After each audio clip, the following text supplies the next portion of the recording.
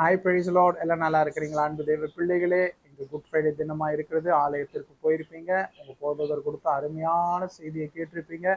YouTube வாயிலாகவும் அநேக தேவ மனுஷர்களை கொண்டு கர்த்தர் உங்களோடு இந்த குட் ஃப்ரைடே செய்தியை பேசியிருப்பார் என்று சொல்லி கர்த்தருக்குள்ளாய் விசுவாசித்திருக்கேன். அது உங்களுக்கு மிகவும் பிரயோஜனமா இருந்திருக்கும் என்று நான் கர்த்தருக்கு சோத்திரம் சொல்றேன். சரிங்களா? இந்த நேரத்திலே ஆண்டவரிடத்திலே, ஆண்டவர் இந்த பெரிய வெள்ளி இந்த குட் ஃப்ரைடே மெசேஜ் என்ன ஆண்டவரை பேச வேண்டும் அப்படின்னு சொல்லிட்டு ஆண்டவர்கிட்ட நான் கேட்டபோது ஆண்டவர் எனக்கு வெளிப்படுத்தி கொடுத்த காரியம் என்ன தெரியுமா?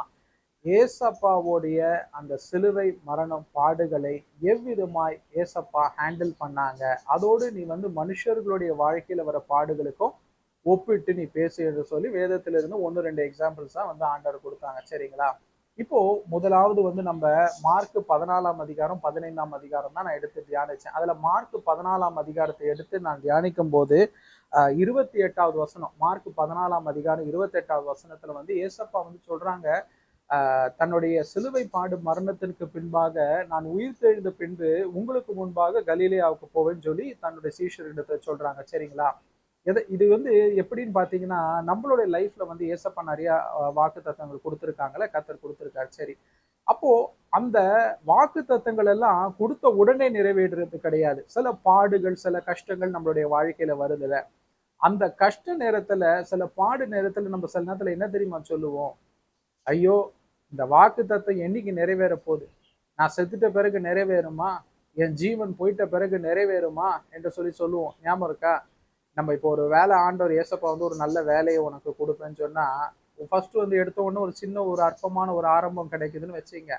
அந்த அற்பமான ஆரம்பத்துல சில வருஷங்கள் நம்ம ஸ்ட்ரகிள் பண்ணி கொண்டு இருக்கோம்னு சொல்லி நினைச்சீங்கல்ல, அப்போ நம்ம என்ன சொல்லுவோம்? என்ன நல்ல வேலையை கொடுப்பேன்னு ஏசப்பா சொன்னாங்க, இந்த சின்ன வேலையிலே இப்படி நான் கஷ்டப்படுறேன்னு, இதுலயே இத்தனை சவால்கள் போராட்டங்கள் இருக்குது என்று சொல்லி ஊழியக்காரங்க கூட பிள்ளைகள் என்ன தெரியுமா பண்ணுவாங்க? பிரசங்க பீடத்துல ஏறி அப்படியே தாட்டு பூட்டு அப்படியே பெரிய விசுவாசத்தோட அவங்க பிரசங்கம் பண்றாங்க. ஆனா தங்களுடைய தனிப்பட்ட வாழ்க்கையில சோதனைகள் வரும்போது, கஷ்டங்கள் வரும்போது, ஐயோ ஆண்டவர், உன்னை இப்படி ஆசீர்வாதமா வைப்பேன், இப்படி விருத்தியாக்குவேன், அவன் பேரை பெருமைப்படுத்துவேன்னு ஊழியத்துக்கு கூப்பிட்டாங்க, இதெல்லாம் ஒண்ணு நிறைவேற மாதிரியே தெரியலையே, நான் இப்படி இந்த சின்ன காரியத்திலே இவ்வளவு கஷ்டப்பட்டுட்டு இருக்கேனே, மற்ற ஊழியங்கள்லாம் வளருத அப்படி என்று சொல்லி பேசுவார்கள். எதற்காக தெரியுமா இதை சொல்றேன்? என்றைக்குமே ஊழியக்காரங்களா இருந்தாலும் மனுஷன் மனுஷன் தான், தேவன் தேவன் தான். சரிங்களா? என்னைக்குமே ஆண்டவருடைய தேவனுடைய மனுஷர்கள், ஊழியக்காரர்கள் கர்த்தருடைய வாயா இருக்கிறாங்க. ஆனா அது உண்மைதான். ஆனாலும் அதற்கும் ஆண்டவருக்கும் ஊழியக்காரங்களுக்கும் மனுஷர்களுக்கும் அநேக வித்தியாசங்கள் உண்டு. சரிங்களா? ஆகையால பிள்ளைகளே, கர்த்தராகிய இயேசு கிறிஸ்து தன்னுடைய பாடு மரணத்திற்கு பிறகு உண்டாக போகிற உயிர்த்தெழுதலை குறித்து அவர் பேசுகிறார். இப்போ யோசேப்பின் வாழ்க்கையை எடுத்து பார்த்துட்டோன்னு வச்சுங்களேன், ஆண்டவர் சிறு வயதிலே அவனுக்கு சொப்பனத்தை யோசேப்புக்கு கொடுத்து விட்டார். ஆனால் அந்த அதுக்கு பிறகு பார்த்தீங்கன்னா, பாடுகள் தான் அவனுடைய வாழ்க்கையில வருது, பொய் குற்றச்சாட்டுகள் வருகிறது, ஒரு சிறைப்பட்டு போன ஒரு வாழ்க்கை வருகிறது. ஆனால் ஏற்ற நேரம் வந்தபோது கர்த்தர் அந்த வாக்கு தத்துவத்தை நிறைவேற்றுறார். அதுக்கு யோசேப்பின் இடத்துல இருந்து ஒரு கான்ட்ரிபியூஷன் இருந்திருக்கு. யோசேப்பு அந்த பாவ சோதனைகள் அவர் ஜெயிக்கிறார், கர்த்தருக்கு முக்கியத்துவம் கொடுக்கிறார். ஐயோ, கர்த்தருக்கு முன்பாக நான் இப்படிப்பட்ட ஒரு பாவத்தை நான் எப்படி செய்யறது அப்படின்னு சொல்லிட்டு அவர் அந்த போத்திபாரின் மனைவி தன்னிடத்துல இசைந்து போகும்படிக்கு, தன்னிடத்துல தவறாக இருக்கும்படிக்கு அழைப்பித்த போது தன்னுடைய வஸ்திரத்தை எல்லாம் கழட்டி விட்டு ஓடி போகிறார் அவர். சரிங்களா? விட்டு விட்டு போகிறாரு. அப்படி இருக்கும்போது பிள்ளைகளா, நீங்க பரிசுத்தமாய், இப்ப ஏசப்பாவை பார்த்தீங்கன்னா, ஏசப்பாவோட பரிசுத்தத்தை பத்தி நான் சொல்ல வேண்டாம், தெரியுங்கல்ல? பிசாஸ் ஆகிய சத்துரு அவரை சோதிக்கிறான். ஆனா ஒரு ஒரு சோதனையிலையும் அவர் ஜெயிக்கிறார். அது போல நீங்களும் ஆண்டவர் வாக்கு தத்தம் கொடுத்துட்டாருன்னு சொல்லிட்டு சொன்னவர் உண்மை உள்ளவர், அவர் பொய் உரையாத தேவன் சொல்லிட்டு காத்திருக்க கூடாது. அதையெல்லாம் பாடுகள் வரும்போது, கஷ்டங்கள் வரும்போது, சோதனைகள் வரும்போது அவற்றையெல்லாம் ஜெயித்து நீங்கள் பரிசுத்தமாய் உங்களை காத்து கொண்டாதான் அந்த வாக்கு தத்தம் நிறைவேறும். சரிங்களா? அப்போ கர்த்தராகிய இயேசு கிறிஸ்து இதை எப்படி ஹேண்டில் பண்ணாரு? முதலாவது தன்னுடைய உயிர்த்தெழுதலை பற்றி பேசும்போது he is talking about hope. ஒரு ஒரு புதிய துவக்கத்தை குறித்தும் நம்பிக்கையை குறித்தும் அவர் பேசுகிறார். நம்மளுடைய வாழ்க்கையில பாடுகள், கஷ்டங்கள் வரும்போது ஆண்டவர் கொடுத்த அந்த வாக்கு தத்துவம், தரிசனம் குறித்த காலத்திற்கு வைக்கப்பட்டிருக்குது, உங்களுக்கு என்று ஒரு நம்பிக்கை இருக்கிறது என்பதை நீங்கள் புரிந்து கொள்ள வேண்டும். ரெண்டாவது காரியம், ஏசப்பாவை இந்த பேதுரு கைவிடுறாரு. எப்படிப்பட்டவர்? உங்களுடைய வாழ்க்கையில சுற்றி இருக்கிறாங்க பாருங்க. இப்ப ஏசப்பாவுக்கு பாத்தீங்கன்னா, ஆண்டவரே, நான் உம்மோடு கூட மறிக்க வேண்டியதா இருந்தாலும் நான் மறிப்பேன்னு சொன்ன அந்த பேதுருவை என்ன சொல்றாரு? இன்று ராத்திரியிலே சேவல் கூவதற்கு முன்பாக 3 தரம் நீ என்னை கைவிடுவாய் என்று சொல்லி ஏசப்பா பேசுறாங்கல்ல. சொல்றாங்க. அதே மாதிரி தானே நடக்குது. அப்போ நம்மளுடைய வாழ்க்கையில பாருங்க, அண்ணன் உங்களுக்காக நான் உயிரே கொடுப்பேன், அக்கா உங்களுக்காக நான் உயிரே கொடுப்பேன். நீங்க யோசிச்சிருக்கலாம் குடும்பத்துல இத்தனை பேர் இருந்தாலும் இவங்கெல்லாம் எனக்கு வந்து க்ளோஸு. என்ன பாடு வந்தாலும் என்ன கஷ்டம் வந்தாலும் கடைசி வரைக்கும் என் கூட நிற்பாங்க அப்படின்னு சொல்லி யாரையாவது மனசுல நினைச்சு வச்சிருக்கீங்களா? என் அன்பு பிள்ளைகளே, அவங்க நிக்க மாட்டாங்கன்னு நான் சொல்ல வரல. ஒரு சர்டன் ஸ்டேஜ் வரைக்கும் நிற்பாங்க. ஒருவேளை பேதுரு வந்து அந்த ஏசப்பாவை அரெஸ்ட் பண்ண வந்த போது பட்டயத்தை உருவி காதல வெட்டினாங்கல்ல, அந்த வந்த இவனுக்கு இப்ப அரெஸ்ட் பண்ண வந்தவன. அது போல ஒருவேளை அந்த லெவலுக்கு வரைக்கும் வேணா நிக்கலாம். ஒரு லெவல் வரைக்கும் உங்களுக்கு உண்மையா இருக்கலாம். ஆனால் உங்கள் நிமித்தமாய் தங்களுடைய பொழப்புக்கு தங்களுடைய ஜீவனுக்கு ஒரு பாதகம் வரும் என்று அவர்கள் உணர்ந்தார்கள்னா இந்த பேதுருவை விட அதிகமாகவே அவர்கள் உங்களை மறுதலித்து விட்டு விட்டு போயிடுவாங்க. சரிங்களா? இதை குறித்து எப்படி பாருங்க, ஏசப்பா வந்து இதை எதற்காக நான் சொல்லுகிறேன் தெரியுமா என் அன்பு பிள்ளைகளா? கத்தரை அன்றி நம்மளுடைய நம்பிக்கை ஏதாவது ஒரு மனுஷர் மேல போச்சுன்னு வச்சுங்களேன், வேதம் சொல்லுகிறது மனுஷனை நம்புகிறதும் சபிக்கப்பட்டான். சரிங்களா? மனுஷன் மீது ஒரு பெரிய ஏமாற்றம் இருக்குதுன்னு நினைச்சீங்க. நான் சொல்றேன்ட்டு தப்பா நினைக்காதீங்க. உங்கள் கணவனா இருந்தாலும், இல்லை உங்க மனைவியா இருந்தாலும், உங்க பிள்ளைகளா இருந்தாலும், இல்லை உங்க பெற்றோரா இருந்தாலும், அவர்கள் மீது இருக்கிற நம்பிக்கை கர்த்தருக்குள்ளாகவே இருக்கும். சரிங்களா? அவர்களை நம்பும்படிக்கு தான் அவர்களை அப்படிப்பட்ட ஒரு உறவாய் கர்த்தர் நமக்கு கொடுத்திருக்கிறார். ஆனா அதெல்லாம் ஒரு லிமிட் தான். கர்த்தர் பேரில் இருக்கிற அந்த நம்பிக்கையை ஒரு நாளும் யார் பேர்ல நம்ம வச்சிடக்கூடாது. கர்த்தரை மிஞ்சி யாரும் கிடையாது ஒரு நம்பிக்கை இந்த உலகத்திலே. சரிங்களா? அப்போ இந்த பேதுரு இப்படியாய் அவரை மறுதலிக்கும் போது கர்த்தராகிய இயேசு கிறிஸ்து அதை வந்து முன்பாக அவருக்கு அறிந்தவராய் இருந்து பேதுரு மறுதலிக்கும் போது அவர் அதை ஏற்றுக்கொள்கிறார். கர்த்தர் அதுக்கு பிறகு பேதுருவை வந்து ஏன்பா என்ன மறுதலிச்சேன்னு சொல்லி கேட்டாரா?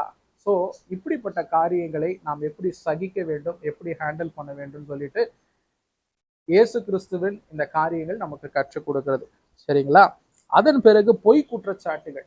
அதன் பிறகு தொடர்ச்சியாக வசனத்தை நீங்கள் வாசிப்பீர்களானால் 15ஆம் அதிகாரம் 3ஆம் வசனத்துல பொய் குற்றச்சாட்டுகள் அவர் மீது வைக்கப்படுகிற அந்த பொய் குற்றச்சாட்டுகள் இந்த உலகத்திலே நம்ம செஞ்சதை வந்து சில நேரத்துல ஒரு தப்பு செஞ்சுட்டோம்னு வச்சுங்க, அதை ஆண்டவர் இடத்துல மன்னிப்பு கேட்டு ஆண்டவரே சைலண்டா இது பண்றீங்க, அதை யாராவது வெளியே கொண்டு வந்துட்டாலே நம்மளுக்கு கஷ்டமா இருக்கு. அப்போ பொய் குற்றச்சாட்டுகள்ன்றது நம்மளுக்கு எந்த அளவுக்கு கோவம் வரும், எந்த அளவுக்கு இது பண்ணும். ஆனா ஏசப்பா பாருங்க எப்படி ஹேண்டில் பண்றாங்கன்னு. அவர் மறுதரம் ஒன்றும் சொல்லாமல் இருக்கிறார். பிலாத்து வாய்ப்பு கொடுக்கும் போது கூட அவர் ஒன்றும் சொல்லாமல் இருக்கிறார். அது போல இந்த உலகத்திலே வருகிற பொய் குற்றச்சாட்டுகள் ஊழியக்காரங்களுக்கு அதிகமா வரும். இன்னைக்கு யூடியூப் எடுத்து நீங்க பார்த்துருக்கிறீங்களா? ஊழியக்காரங்க சொல்லாதெல்லாம் சொன்னாங்கன்றான், அவங்க கொள்ளை அடிச்சு வச்சிருக்காங்கன்னு சொல்றான். எப்படி அவர்கள் மீது எவ்வளவுக்கு எவ்வளவு பொய்யான அவதூறான விமர்சனங்களை அள்ளி வீச வேண்டுமோ அது போல வீசுறாங்க ஊழியக்காரங்க. அவங்களாம் எப்படி தங்களை திடப்படுத்தி கொள்ளுகிறாங்க தெரியுமா? வேத வசனம் தான். ஏசப்பா நம்மளுக்கு வச்சுட்டு போன முன்மாதிரி தான்.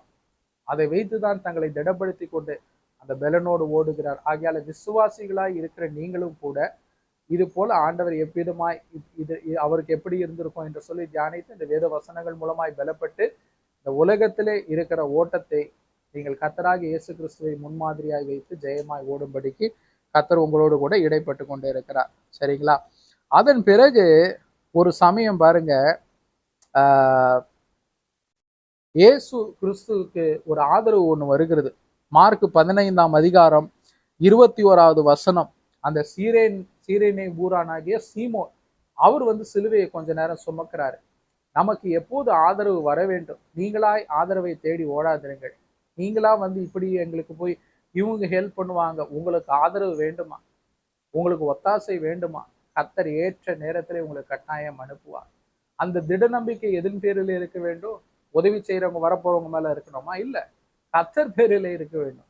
கர்த்தர் பேரில் இந்த திட நம்பிக்கை விசுவாசம், என்னை அழைத்தவர் உண்மையுள்ளவர், அவர் நடத்துவார் என்று சொல்லி நீங்கள் விசுவாசமாய் இருக்கும் போது அந்த சீரேனு ஊரானாகிய சீமோனை போல ஆட்கள் வந்து உங்களுக்கு சற்று காலம் கர்த்தர் குறித்த அந்த காலம் வரைக்கும் உங்களுக்கு ஆதரவாய் உதவியாய் இருப்பார்கள். ஆகையாலே எல்லா உதவியும் நம்மளுக்கு பரத்திலிருந்து தான் உண்டாகி வருகிறது. சரிங்களா? ஆகையாலே உங்களுடைய கண்களை வைத்துக்கொண்டு இவங்க உதவி செய்வாங்களா அவங்க உதவி செய்வாங்களான்னு தேடாதீங்க. ஏற்ற நேரம் வரும்போது, ஏற்ற காலம் வரும்போது எந்த காரியத்திற்கு யாரை அனுப்பினால் சரியாக உங்களுக்கு ஆதரவாய் ஒத்தாசையாய் இருப்பார்களோ அவர்களை பரத்திலிருந்து தேவனே அனுப்புவார். கடைசியாக மார்க் 15ஆம் அதிகாரம் 34ஆம் வசனத்துல ஏசப்பா சொல்றாங்க, என் தேவனே ஏன் என்னை கைவிட்டீர் என்று சொல்றாங்க. இது ஏன் தெரியுமா இந்த வசனத்தை சொல்றேன்? நீங்க சொல்லலாம் எனக்கு தெரியும் பிரதர் இந்த வசனம்ட்டு. எதுக்காக இதை சொல்றேன்னா, மார்க்கு 14ஆம் அதிகாரம் 28ஆம் வசனத்துல தன்னுடைய உயிர்த்தெழுதலை பத்தி ஏசப்பா பேசுனாங்கல்ல, அப்படி தன் மீது நம்பிக்கை வச்சு தன் மீது விசுவாசத்தை வச்சு உயிர்த்தெழுதலை பத்தி ஏசப்பா பேசியிருந்தாங்கன்னா, அந்த மார்க் 14ஆம் அதிகாரம் 28ஆவது வசனத்துல இந்த மார்க் 15:34 அப்படி சொல்ல மாட்டாங்க. அப்போ என் தேவனே ஏன் என்னை கைவிட்டீர்னு சொல்லி ஏன் தெரியுமா ஏசப்பா சொல்றாங்க? அவர் மனுஷ ரூபத்திலே இருக்கிறார். அவருடைய விசுவாசம் பூரா பிதாவின் இடத்துல இருக்குது. அவர் எல்லாவற்றுக்கும் பிதாவை தான் நான் சுயமாக பேசவில்லை. பிதா எனக்கு எது கற்றுக் கொடுக்குறாரோ அதை தான் பேசுறாரு.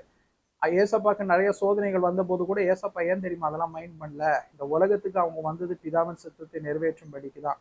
இந்த உலகத்துல நீங்களும் நானும் இருப்பது கர்த்தர் நமக்கென்று வைத்திருக்கிற அந்த ஓட்டத்தை நிறைவேற்றும்படிக்கு, அந்த திட்டத்தை நிறைவேற்றும்படிக்கு தான் இருக்கிறோம். அதனால மனுஷர்கள் இப்படியா பேசுறாங்க அப்படியா இப்ப காதுல போட்டுக்காதீங்க. ஏசப்பாக்கு வர சோதனையா இல்லைன்னா பரிகாசமா நமக்கு வந்துருச்சு. ஏசப்பாவோட ஜீவனை எடுக்கும்படிக்கே திட்டம் பண்ணியிருக்கிறாங்க. அப்படிப்பட்ட ஒரு சோதனை வந்துருச்சா? இல்ல யோபுக்கு வந்தது போல வந்துருச்சா? இல்ல யோசேப்பை போல நம்மளை தூக்கி 15 வருஷம் சிறையில போட்டாங்களா? அப்படி கிடையாது. என் பிள்ளைகளே, ஒரு காரியத்தை நீங்கள் கற்றுக்கொள்ள வேண்டும். ஏசப்பா அந்த சொன்ன அந்த உயிர்த்தெழுதலை பற்றி சொன்ன அந்த வார்த்தைகள் தன் மீது வைத்த விசுவாசம் கிடையாது, பிதாவின் மீது வைத்த விசுவாசம். அவங்க உயிரோடு நம்மளை எழுப்பிடுவாங்க 3ஆம் நாளிலே, நான் உங்களுக்கு முன்பாக கலிலேயாக்க போவேன் சீடர்கள் இடத்துல சொல்றாருல, சீஷர்கள் இடத்துல. அதற்கு அந்த விசுவாசம் எது? இது இந்த வார்த்தை நீங்க படிக்கும்போது என் தேவனே ஏன் என்னை கைவிட்டின்னு சொல்லிட்டு மார்க் 15:34 ஏன் தெரியுமா சொல்றாங்க? அவர் கைவிடப்பட்டதை போல அவர் அந்த மனுஷ ரூபத்துல இருக்கிறதுனால நம்மளும் சில நேரத்துல கைவிடப்பட்டது போல இருக்கிறோம்ல. ஏன்னா உலகத்தின் ஒட்டுமொத்த பாவம், சாபம், ஆக்கினை எல்லாம் அவர் மீது சுமத்தப்பட்டது. இப்போ பூரண பரிசுத்தராய் இருந்த இயேசு கிறிஸ்துவின் மீது இப்போ எல்லாம் சுமத்தப்பட்டதுனால அவர் பாவம் ஆயிட்டாரு, அவர் சாபம் ஆயிட்டாரு. சரிங்களா?